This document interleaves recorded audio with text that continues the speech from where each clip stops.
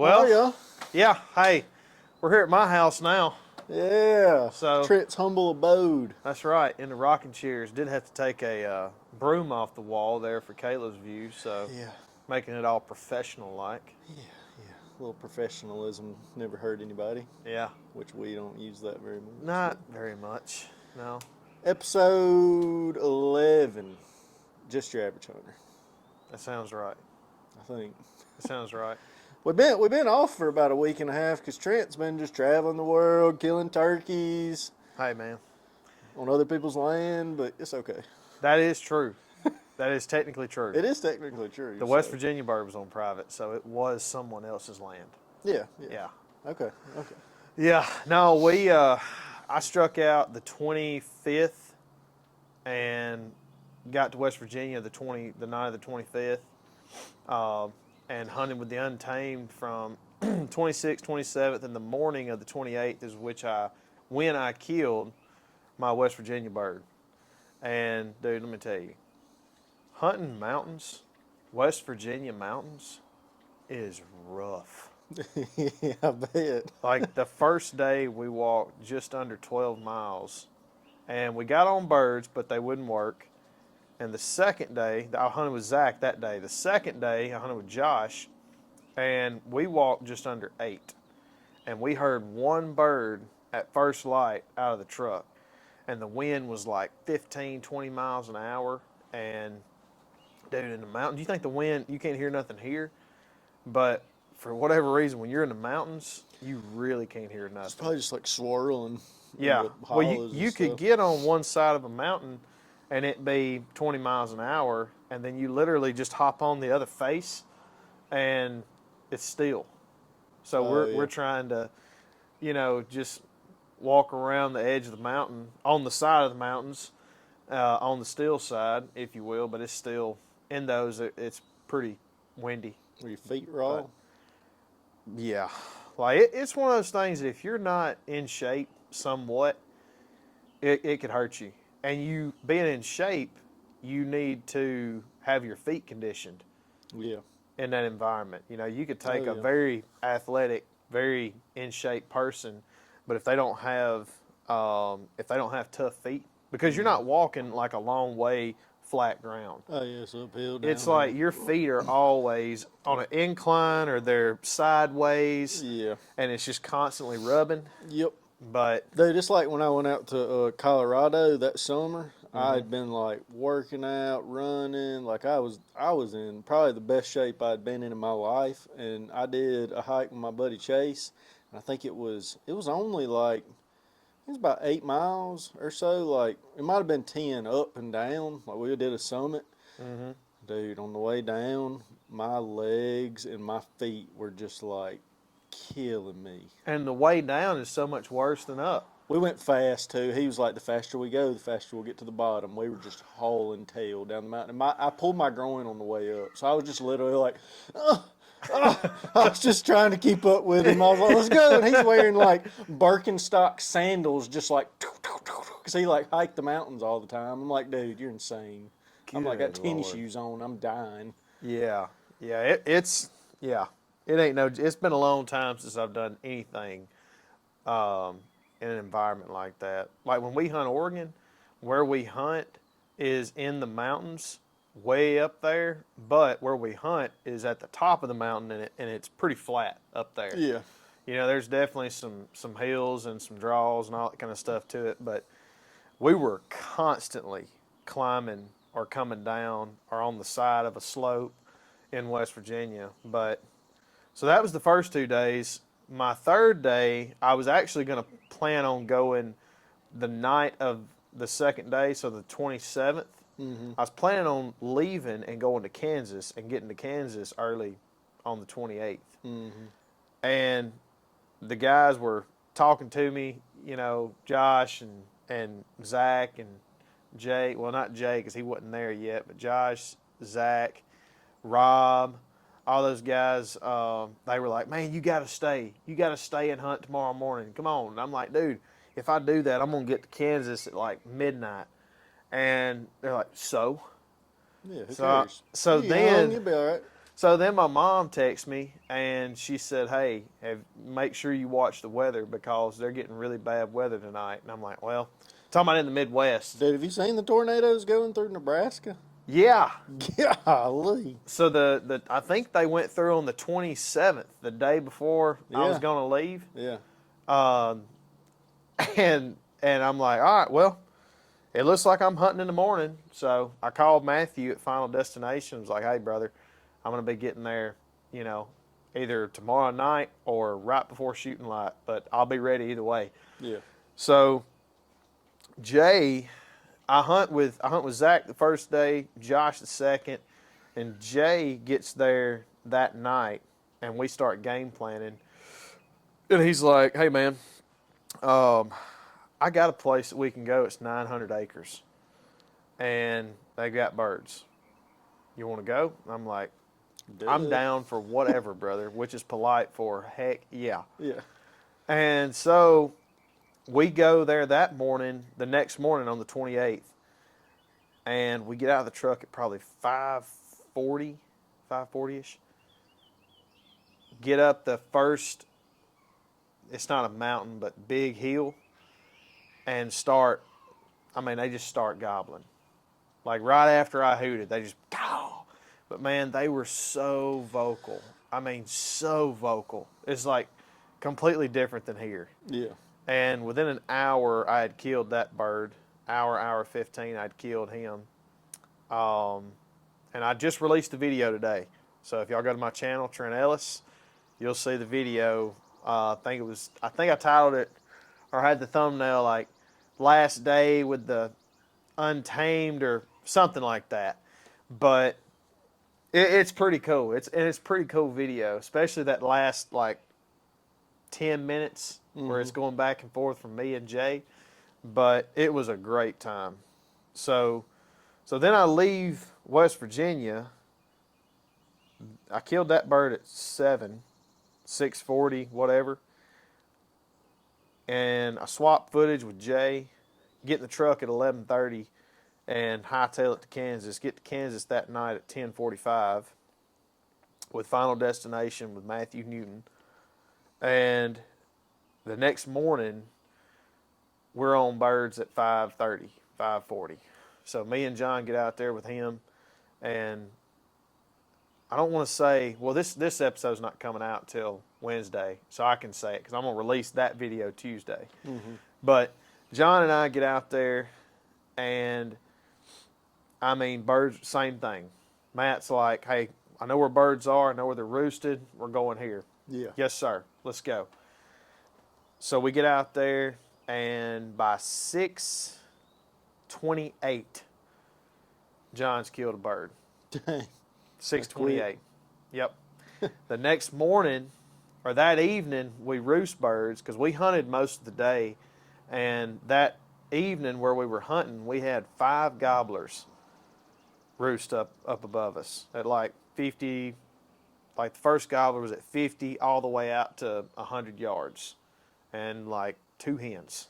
Y'all knew exactly where they were. Exactly. Yeah. So we go back in there the very next morning, and the birds pitch off into the opposite field. So we had a field right here, a tree line with a creek where they were roosted, and then a field on the opposite side of the creek. We couldn't hunt that field. Yeah. So, but this field right here, it wraps all the way around way back here, and that creek kind of follows it. When those birds fly down into the field, they get some yonder. I mean, they go. And Matt takes a look, and he says, hey, they're gone. Like, this field's 1,000 yards long. And he's like, they're gone. They probably hit that creek and crossed it. Let's go around this field and see if we can get on them. We start easing around, probably 200 yards from where we originally set up. He sees a hen. So he gets down behind the gobbler decoy. Me and John are over here on the edge of the woods. She comes by us, putts off, flies over the truck at the highway. And it's probably 50 more steps. We take 50 more steps and start to round another bend, and there's a gobbler right there starting to run into the woods. And Matt immediately takes that gobbler decoy. It wasn't a reaper. It was a gobbler decoy, but he used it as a reaper. And, I mean, he immediately just popped down. and that thing just popped strut. And we didn't see him at the time, but there were 3 hens with him. Oh yeah. So He got mad. He got mad, ended up killing that bird. we having a good time and everything. We're like, all right, well we got to take some pictures, go eat breakfast, got to get a SD card reader and all this stuff. So we get back and we're going to breakfast. Keep in mind, this is like I shot that bird at 7, and now it's about 10. So we're going to breakfast. On the way to breakfast, his wife is in a vehicle in front of us about 2 miles. She calls him, is like, hey, Matt, gobbler just crossed the highway onto one of our deer leases. So we get up there and we see the jakes on the right, and we don't see him and the hens. Yeah. So we see the jakes and we turn around, and when we turn around and come back, I see him. I'm like, oh, there he is. He's with 2 hens. Yeah. We drive up another 50 yards, pull off on the side of the highway, and me and John are on the side of the highway by a bridge rail, and Matt's down there with a shotgun in one hand, a reaper, and it takes him about 7 minutes. And he reaps him, but he's kind of pushing these birds, but the hens are not What's carrying. a reaper? A reaper is where, and this is very controversial, all your big-time turkey hunters, like old-fashioned big-time, you know, they hate it. They say it's cheating. But you get behind a reaper, a fan, turkey fan. Yeah, okay, yeah. And basically you sit there and shake it, you call a little bit, and those gobblers a lot of times will come into it, and you can shoot them at 5 yards. Yeah. You know? I've seen people do it with a bow, like mounted Exactly. on a bow, and I think it's old Bomar. That's who did it. Yeah. He had one actually on his stabilizer. It's like a fan, and then his bow's like in the middle of it, so he can just draw and shoot. Yeah. So I think one of these dogs just farted. Dude, that's terrible. Somebody Bodie, crapped their pants. good Lord, dude. Dude. Don't be looking around like you didn't know what you just did. That's awful. That is from Satan. Well, anyway, we get out there, we're filming him. He looks at us, he's like, hey guys, stay right here. So we're literally 5 feet from the highway. Cars are passing us. We're knelt down behind a these guardrail. crazy rednecks. Yeah. And so he's out there with a reaper decoy and his shotgun. And these birds kind of start working off, but they don't put off and run off because they just see a decoy. But I'm on him the whole time. He's smart. Turkeys are stupid. Yeah, it really just depends. In my opinion, like depending on the pressure that they're hunted with. Yeah. How much pressure they got. Yeah. And stuff like that. You know, it kind of depends. Because could you do that here in Mississippi? I don't know. Yeah. I don't think so. Yeah, they would be like, no, that's definitely a decoy. Yeah. But anyway, the birds move around a tree line where we can't see them in the camera, and he's kind of following them, and then Matt sits down, and you can hear me say to John, "Oh, I wonder if that bird just popped strut," like because he just sat down, and 5 seconds later you see him with his gun right here, one-handed, and he lays this over, boom. Then he stands up, both hands, bah. We get out there, and he's holding him, you know. Wow. But That we sounds had awesome. 3 birds. We shot 3 birds in Kansas, and John killed his 36 628. So probably right at 30 hours. Dang, that's crazy. Yeah. They got him. It was insane. Well, yeah, it's May 3rd here, so Mississippi's done with. Yeah, Mississippi's done, but a lot of states ain't. They go later. I know that at least we had in Indiana, their season was weird because it was short, but it was like May 1st or April 29th, April 30th through like May 12th or something. What was? Indiana. Oh, It yeah. was really short. It was like 11 days or something, 12 days. And then like Tennessee goes till the 26th, I think, of May. I think it starts like April 13th. Yeah. That's about a month and a week or so. Yeah. There's a lot of states that go through middle to the end of May, and I think New York goes to either June or middle of June or end of June. Yep, my buddy Brandon that owns that bow shop up there. That's what he said. I think he's he's going up to the northeast and hunting some of those states up there because it goes so late. Yeah, But yeah. it'd be weird hunting turkeys in June. Well, I'll tell you this to kind of change gears just a little bit. I've hunted now Oregon, West Virginia, and Kansas, with the exception of Oregon. Oregon's a 3-bird state, but Oregon doesn't have the pressure. West Virginia and Kansas. West Virginia is a 2-bird, and Kansas is a 1-bird, and both places herd a ton of gobbles. And I have said for a year now, I think Mississippi needs to go to a 2-bird state, because I don't believe that we have the bird population for the demand of hunters that we've got. And you're still gonna have those outlaws that, that kill 3, 4, 5, 6, 7, 8 birds a year. Yeah, I know some of them folks. Yeah. But if you make it a 2-bird state, you're still gonna have people that follow the law. And I think over like a 5-year period, Mississippi could be one of those states that you walk out on public and may not kill one, but you're gonna hear a few. Bunch more. Yeah, you're gonna hear a bunch more. It's just like we were talking about that one episode about the deer, like having 2 buck state. It's just if you hamper it back some. Yeah, it sucks that you can't kill more, but I mean, how many birds you need to kill? Come on now. Well, that's a relative question to some folks. You know what I mean, though. Like I talked to a guy the other day. I ain't gonna say his name, and if you're watching this, you know exactly who I'm talking about. We were talking about this, and he said, "Well, Trent, I'm gonna tell you." He said, "Man," he said, because we were talking about the outlaw days and everything, and he said, "I'm just gonna tell you, they sell these turkey shells in a box of 5." He said, "My goal is to get out of the whole box." And I said, "Well, so-and-so, if you do that, you're just like everybody else. If you and a bunch of other guys keep doing that, we're not going to have anything here for long." Oh, yeah. But it's Mississippi, I think, has got to be top 3, top 5 outlaw states.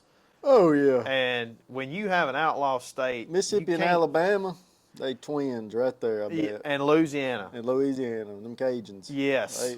Louisiana is, Louisiana, I think, harvested 2,000 birds last year. You know how many Missouri harvested last year? Like 500? Like 40,000. Oh, okay. I got you.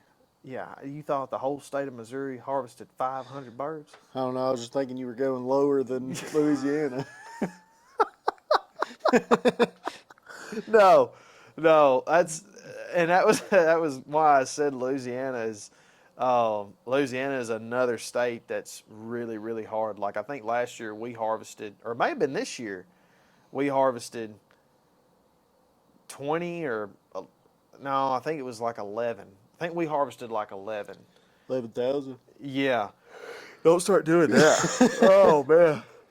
But I was talking to a turkey call maker not long ago, and he was saying that boys from Louisiana, they are killers.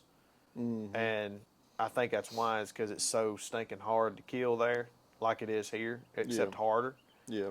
But you're in the daggum swamps down there. Yeah, but you can't take outlaw states and give us 3-bird limits and 8 deer limits. Like we got to have way less than that, because I mean that's just the outlaws. They gonna get their 8 deer a year. Yeah, times 10. 3.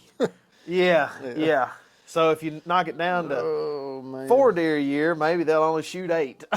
Yeah, maybe so. Speaking of deer, I got a picture of a buck last night or night before last he was out about that much, and he was starting to fork just a little bit. Really? So they're growing. We had one in Kansas about 5 yards from us the night that we roosted all those birds. We had heard something, and I thought it was a hen had flown across the creek, and I thought it was that hen walking into the field. And I looked, and I see a back. And I'm like, what in the world? And then he stuck his head up, and he had bases on him. And he looked like he was going to be He looked like he was gonna be a pretty decent deer. But Matthew, he's got 130-inch minimum. Yeah. So when I saw the bases, and when John saw the bases of this buck, we were like, "It'd be a pretty good deer." And Matt's like, "Nah, that's not a. That'd be probably a 110, 120 somewhere in there." Mm-hmm. Which they look so much bigger when the bases are coming out. Like, they just, it's crazy how much bigger they look with the velvet. Yeah. Especially when they're like, it's weird. It's like that. Like I watched that buck I killed last year. I watched him from May to like till I killed him, and it was like I feel like he looked the biggest when at like the end of June, 1st of July, when all that blood was just like pumped in there, and he just looked huge. Yeah. There's nothing more disappointing than when that last week of velvet, when you're like, "Oh man, I want to get him in velvet. Let me get him in velvet." And then he sheds it, and you see him on the next camera picture, and you're like, "That's The him." same deer. Dadgum. Dad and them had one in Tennessee that I swear, dude, the pictures of this deer in velvet, I was like, dang, that deer's got like 6-inch bases. Like he's got decent tines. He didn't have real good tines, but then he shed, and he was the crappiest looking deer I've ever seen in my life that I thought was going to be a giant. Like he was like, and he was like this big around. Just a dink. It was a dink. I was like, what the heck? Because I asked him, because he always sends me pictures from their club, and I was like, what about that buck y'all got that had them real big bases? And he sent me a picture of it, and I was like, no, that's not him. And he's like, yeah, that's him. Oh, gosh. I'm glad that we got a season now for that. I know. Because of that. I know, because they look way bigger. They do. They do. I still hadn't killed a velvet buck yet. I mean, heck, the buck I killed was 135, and he looks freaking 145, 150. But now that's a score off velvet. Yeah, but I mean, he was pretty. When I killed him, he was like you could grab him, and it was like hard. Like the bucks that were with him shed like 2 days later. So you think that he would have measured still in the 130s? Oh yeah. Yeah, he would definitely been. I mean, he might have been 134, but I mean, what was he? 136 and a half, I think. Okay. But like when I put the tape around him, like you pulled it tight and it's like bone, like, and you could see it where I'd grabbed his bases. You can see the bone coming through. Like, I mean, it's okay. Like he was. I mean, the 3 bucks that were with him literally shed within a week of me killing him. He was about to shed. There was a point. One of his points has a little bit kind of peeling off. So, I mean, he was hard-horned pretty much, but he had velvet on there. So, I'm going to tell you, me personally, I wouldn't want to shoot a big velvet deer.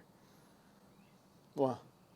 I love the way the hard-horn looks. I do too. I wanted to do it one time, I wanted to do it one time to have a velvet buck mount pretty much. And I don't think I'd want to do it again because, number one, it was hot as heck. It was 99 degrees. Mosquitoes were terrible, and trying not to mess the velvet up.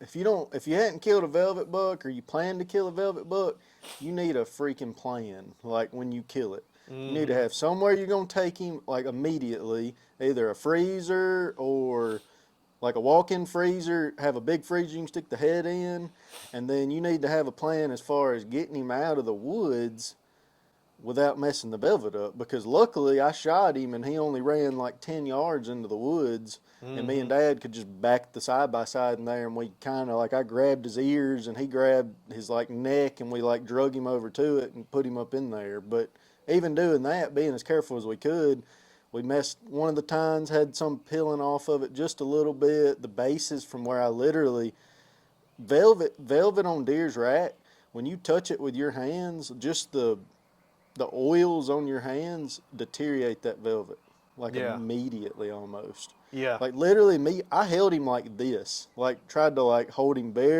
not very much, touching him, and it was like where I was touching, it was like going away fast, like within a day. I was like, oh crap, like I'm about to mess him up. Yeah. That would be the third option. I wouldn't want to kill one in velvet, because you can't if you want it to look good and get it mounted and let it look real good, you can't go up and be like, daggone, look at this deer, and grabbing it, so I was having to be like, oh, you know. Well, I'll say there's two instances that I know about. One I was on. Matt Prohaska killed Yeah. a really nice buck Uh-huh. a couple years ago in velvet, and we drug him by his horns a long way, and he was one of those bucks that we were lucky. Matt was lucky that we didn't have a single piece of velvet fray, come off, And that's nothing. surprising considering Mississippi's velvet hunts like which that's another thing with Mississippi. Like if you're gonna have a velvet hunt, why do you have it almost the second or third week of September? If you want them to get killed in velvet. Maybe it has something to do with the fact that they're not done growing in the first week of September. Maybe, man, but I mean, I know Tennessee where we're at, it's a little different than here, but at the same time, it's not that much different. And those bucks were like, they were done. They didn't Yeah. grow. They didn't grow anymore after like probably August 20th, Well, hold on. You killed your buck August 28th.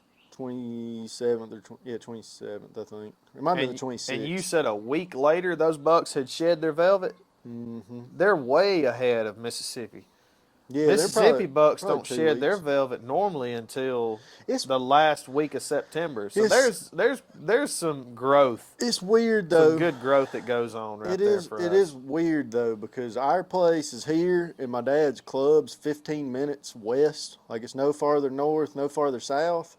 And the bucks at our place in Purdy were done growing by like August 15th, August 20th. Yeah. He had bucks still putting on inches there until like, September 5th to the 10th or something, and then they shed closer to October 1st.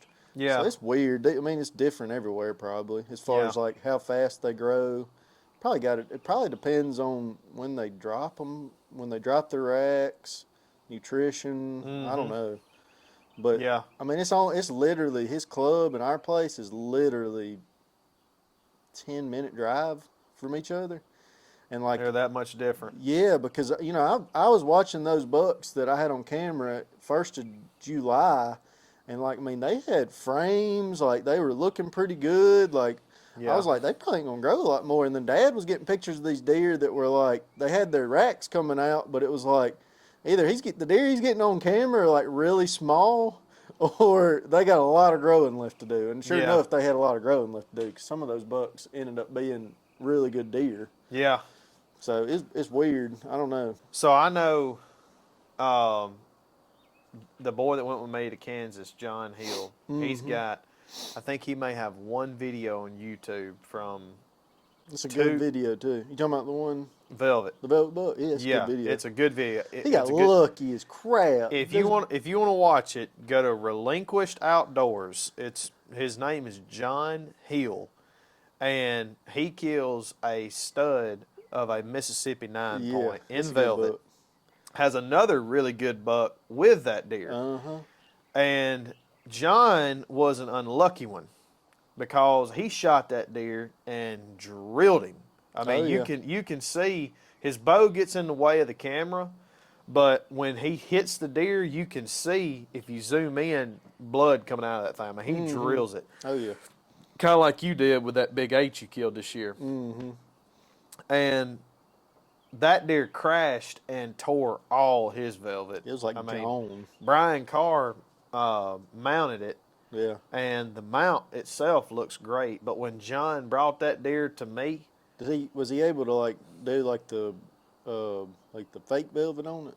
I don't think he did fake velvet. He literally mounted it like it was, Okay, like with it hanging and with stuff. it hanging. That's It looks pretty sick. It's pretty cool. I like the ones that are like hanging Yeah. and stuff. Yeah. I mean, because it's bittersweet because you look at it and you're like, dang, that's a pretty cool mount. Mm-hmm. But then if it was yours, you'd be like, that's cool, but dadgum, I wish he held his velvet on. Mm-hmm. And so, going back to what you were saying earlier about, the oil deteriorating it and how you got to be so careful. Yeah. It's kind of one of those things that's hit or miss, but you can miss real quickly in velvet season Oh yeah. when it comes to knocking it off and all that yeah, kind you, of stuff. You better be on your game and hit them good and hope they don't run a long ways into the woods. And I would want to kill one about the size of the deer that I've killed, somewhere in that 110, 120 range, because that would be cool. Mm-hmm. But all the big deer, Like if I shoot a 130 or better, I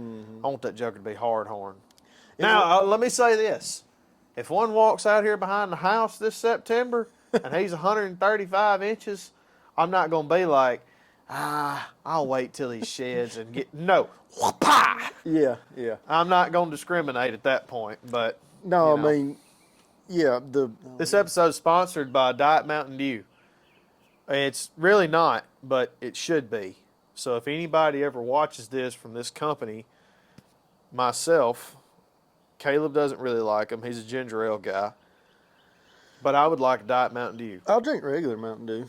I drink Mountain Dew products. Every time I go to Taco Bell, I get Mountain Dew because they have Ooh, Pepsi Taco products, Bell. and I ain't drinking Pepsi. So, You ain't anyways, drinking what? Pepsi. Hold on. Let's talk about this. Why don't you like Pepsi? I did when I was a kid, but it ain't the same. I'd rather drink Dr Pepper or Coke You'd rather drink Dr. Pepper? than Pepsi. Pepsi just tastes flat. Dude, that's like Dr. Pepper's like half a can of sugar and water. I mean, I know, but I don't know. I remember being a kid and Pepsi just being so good, and now it's just flat. It's still good. It's still good. I don't know. Are- I'm gonna go with Coke Zero if I'm going with a dark soda. That's the worst dark. Dude, Coke Zero is the bomb, man. Diet Coke is better than Coke Zero. Oh, Oh, gosh. We're never going to make it on this podcast. We're doomed. Anyways, back to the deer. Okay. Yep. Anyways, back to the deer. The reason I shot that buck another reason, like killing a velvet buck, that deer, he broke like 3 tines off by like October 10th the year before. Oh, really? Yeah, bro. And another reason I shot him is because he ran all the deer off. I'm going to say another reason you shot him is Because he was freaking huge. He was freaking huge and walked out at 42 yards. That's right.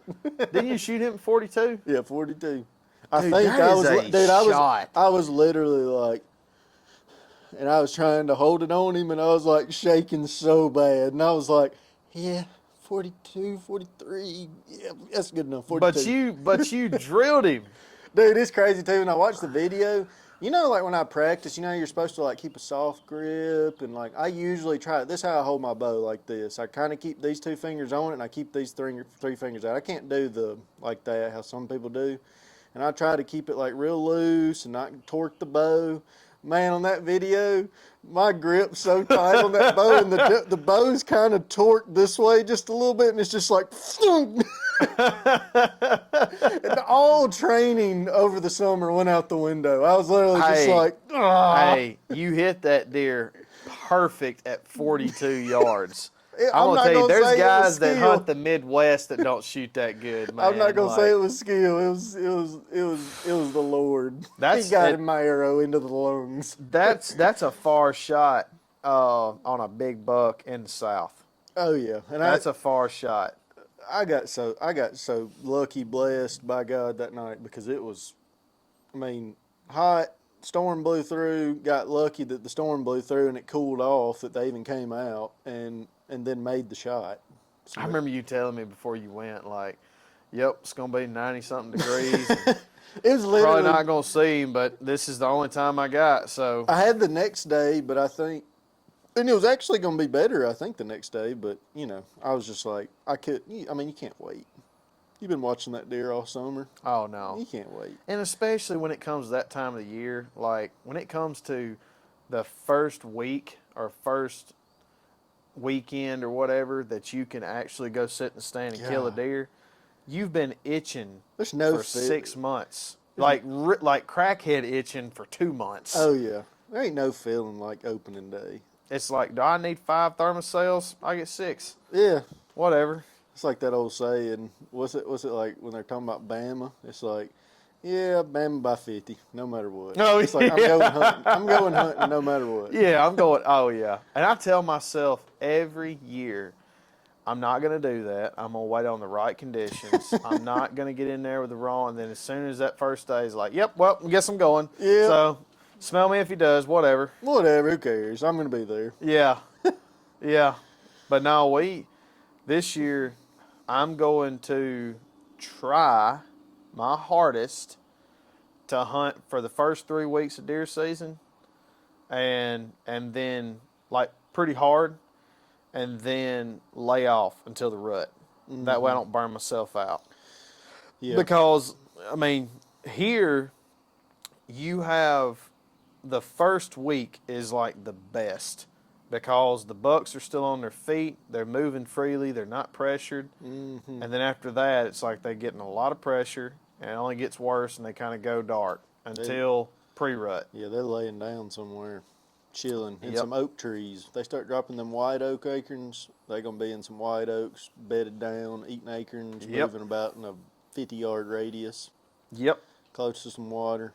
And then That's then they're in the rut. That's when you can use up the brownie points and go after them on those 28-degree days. That's my plans. Tennessee opens September 24th. I'm gonna try my best to kill a buck by like November 1st, like that whole month of October, and then like here I'm gonna try to hold off. It's like last year, like you were talking about, like trying to wait on the right conditions and stuff. That place we have in Mississippi, I know for a fact I am not gonna see a good buck until like the last week of December or the first week of January. You know what my buck was doing? I was out there every weekend the whole month of December, Oh yeah. Oh yeah. not seeing a dang deer. Yeah. It's just so hard to sit at home Ugh. when you're like, but there's a chance. It's a chance. There's a chance he could walk out because it's happened before. And it is. I mean, it's just like any of these. Anytime you see people kill these big bucks, they're like, "No, he ain't showed up ever," and they just showed up. Mm-hmm. It's like Chris B killing the freaking Kansas giant. He just picked that spot, and that deer walked by. It's just like pure luck. Yeah. And he even said on the podcast, he said he'd been to that spot like 4 times since then, or 3 times since then, and ain't seen nothing. Dude, I saw a reel today on luck. It's one of those motivational reels. Oh, yeah. It was cool. It was cool as crap. I love those The guy motivational said, rules. The guy said, people talk about being lucky and oh, you just got lucky and all this kind of stuff. And he said, but what luck truly is when proper preparation meets opportunity. Yeah. There you go. That's pretty good. Yeah. And it makes so much sense. Oh, yeah. I But mean, I don't know how that's relevant. Exactly. That's It's kind relevant. of the end of it. Not a good segue into new conversation or the same. I mean, anytime you have opportunity, you could have success. Yeah. Yeah. That's right. And preparation is, sounds crazy or incorrect, but that could be like you going out there just time and time and time again, and you're just like, hey, I'm preparing for the opportunity. Well, I do. Dude, just one of my dad's buddies, and he's killed a 212-inch deer in Illinois. A giant. was it high fence? No, it was on. Legitimate. He had 80 acres, and he watched this deer for, I want to say, a week straight. He watched this deer one day breed a doe 8 times at like 200 yards, or it might have been farther than that. But yeah, it was farther than that. He was hunting with a muzzleloader, I think. It's either a muzzleloader or a shotgun. Boy, when you like to go tag at does here, be like, do not shoot this doe. Oh, yeah.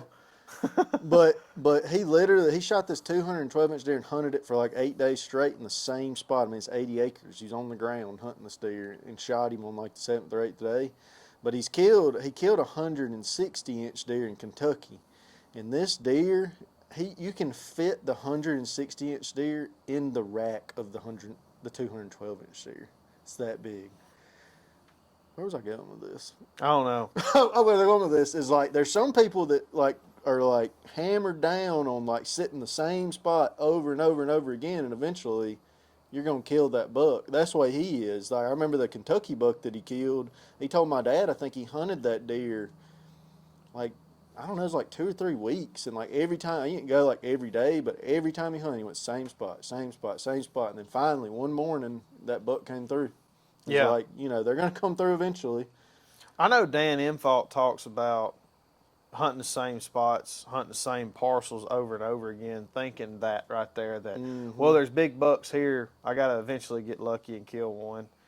And now he's talking about from a public standpoint. And I get his deal is like if you go into an area, you don't have big bucks on camera, you hadn't seen any, you're just looking at certain crossings and scrapes and rubs and thinking, well, there's a good one in here somewhere, but you've sat there 3 or 4 times and you don't see anything.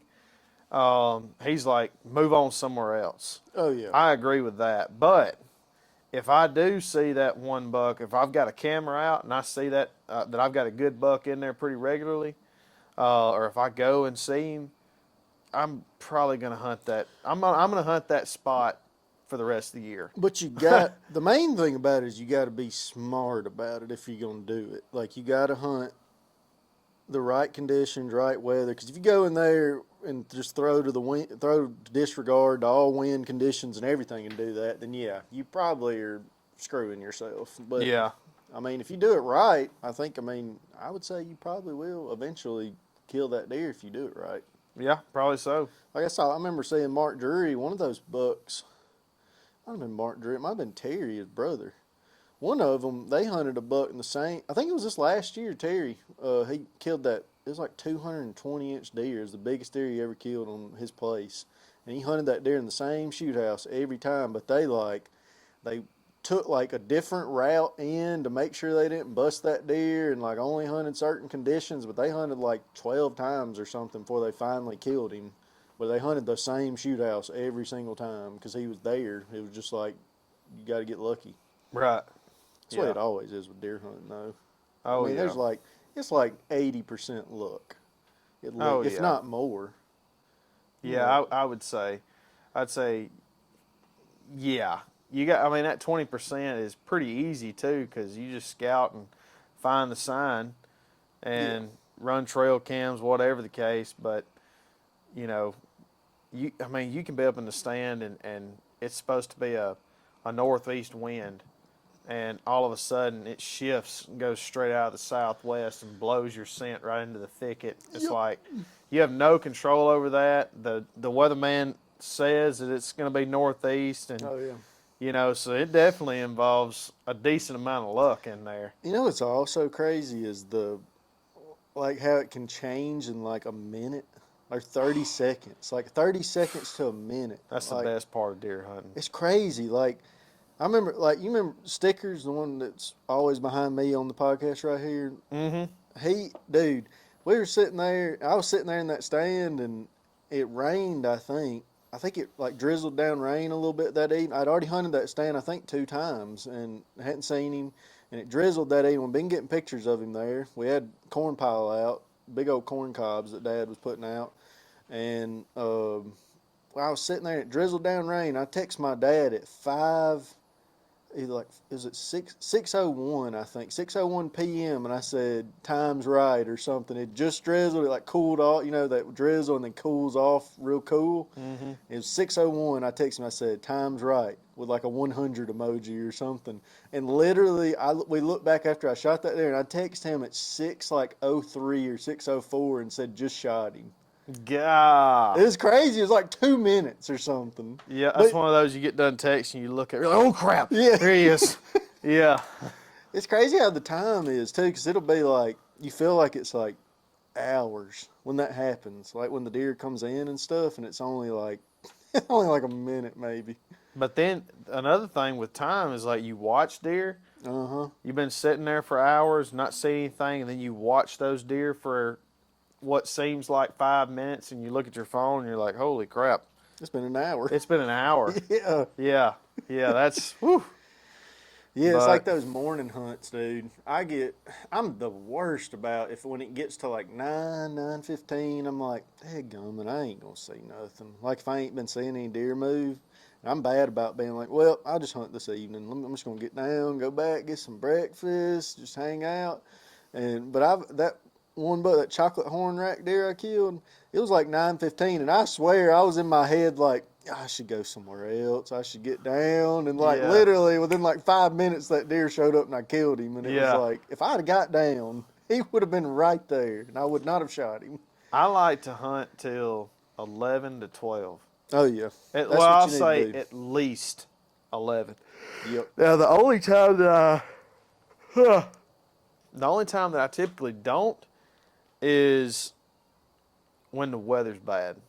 Yeah. Like if it's super, super hot or it's super cold and windy. Mm-hmm. If it's super cold and windy, like I'm talking 12 plus miles an hour, if I'm not seeing anything by 10 o'clock, I'm getting down. Well, I'll tell you this. I saw this, somebody say this. It might have been Dr. Bronson Strickland from Mississippi State. Maybe. It was somebody. It was some kind of like biologist or whatever, but they did like a study on scrapes and stuff. And they said the most buck moving on scrapes was from like 10 to 11:30 and then like 1 to 3. And the conclusion they drew from it was that if you think about like you always see the does and the little bucks and stuff from like 7 to 9. Those big bucks just lay up and just hang out, and then once all the deer have moved through, they come through and scent check everything. And That makes sense. yeah, and it's like they're like, okay, let's see who's come through today. Let's see if this doe's in heat, or check the scrapes because all the deer have been through the morning. So really the best time to be there is probably from like 9 to 11, and then from like 1 to 3 probably. Yeah. So I thought that made a lot of sense. So I was like, well, that does make sense. All the deer come through, and then the big older bucks are like, they've been around the block. They're like, I'll just stay here and hang out. And then once all the deer have come through, I'll get up and go see who's up and who's moved through and Yeah. see who's ready to be bred.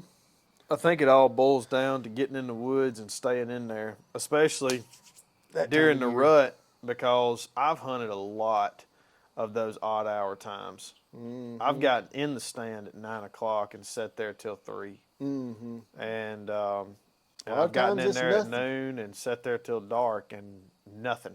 Yeah. And I've seen the most of my deer. I have seen the first 3 hours of daylight, the last hour of daylight. Yeah. And I'm trying to think of all those deer that I've killed in there. If I've killed one, I've killed a couple of bucks, decent bucks, around 11. Really? But I don't think I've ever killed one past noon, like in between noon and 3. I've gotten pictures of bucks that I was hunting at like 12:31 and I wasn't there. Oh, I have too. But Sad. if you're going to get like the problem with, I wouldn't say a problem, but like your best chance is just to hunt all day. I know. But I'll it's do it. so stinking hard because like you get in the stand and if you hunt past 12, you might as well sit all day because when you get down, unless you're going back to the house, you get down and you walk a mile back to the truck and you drive home.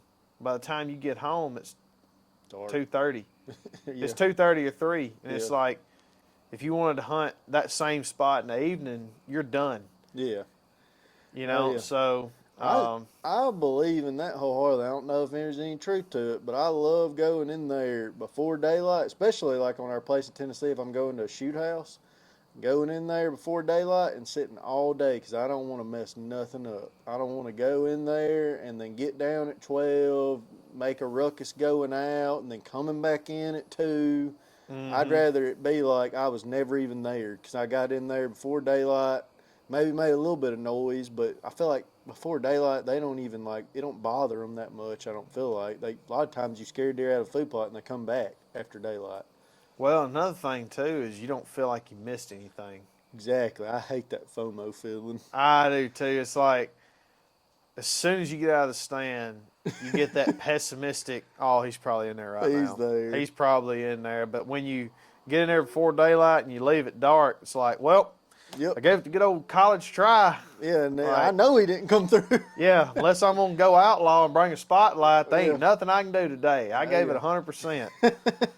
Yeah. But yeah, No, yeah, I mean, I like sitting all day. It's just, I don't know, there's just something about it. It's like, I don't know, it's like rewarding too. Like, especially if you sit all day and then you kill one at like 3 or 4. And it's like, I sat here all day long. And that son of a gun didn't even know I was here. Uh-huh. Yep. That's right. Well, we should probably wrap this one up. I bet there being feral children inside. Yeah, I'm sure we've gotten Arlen on the audio a few times screaming. Yeah. Yeah. Yeah. But Well, we anyway. got some big time guests coming. We actually do. We've said that before, and y'all don't believe us, I'm sure. I wouldn't either. I'd be like, these guys suck. They're idiots and liars. Terrible. But we do have two, I'm not going to say who, but we do have two big name in the hunting industry guests that one has told me that send me a date, I'll put it on my calendar, which I'm going to text him tomorrow. Yep. This will be. date. It's going to be in June, but That should be June the 6th when we film it. yeah. So it'll probably come out the 10th or whatever with him. And then with you going to Oregon, I'm gonna say the other one's gonna be in June too. But that's fine. We should have some good guests come June, July, and I've got some other guys. I'm trying to think. I know there's 2 groups, but there should be like 3 other names that we should be able to have on that y'all would enjoy. I know y'all would enjoy. It's just hard during turkey season because a lot of these people are out doing turkey hunting, so it's hard to get people to come on a podcast when they're busy in the woods. Yeah, we started podcasting the worst possible time you can start podcasting. So absolute worst. That's right. But hey, appreciate y'all. We'll see y'all next week. See y'all next time.